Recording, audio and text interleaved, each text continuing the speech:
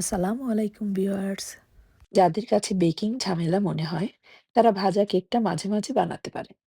চা তৈরি করার আগেই এই কেক তৈরি করে ফেলতে পারবেন।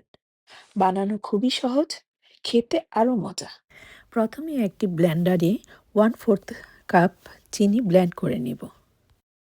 ব্লেন্ড করা হয়ে গেলে দিয়ে দিব রুম টেম্পারেচারে থাকা একটি ডিম। আরও দিয়ে দিব আধা টিস্পুন ভ্যানিলা এসেন্স।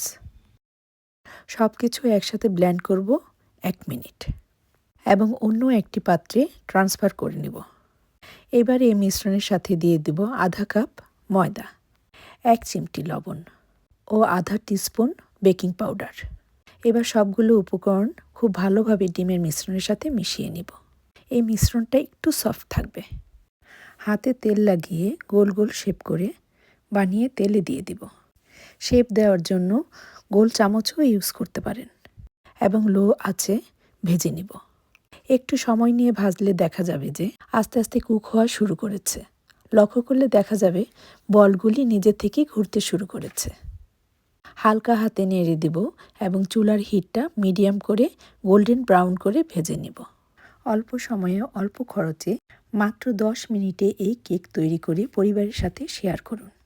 ভালো থাকুন, সুস্থ থাকুন। আল্লাহ হাফেজ।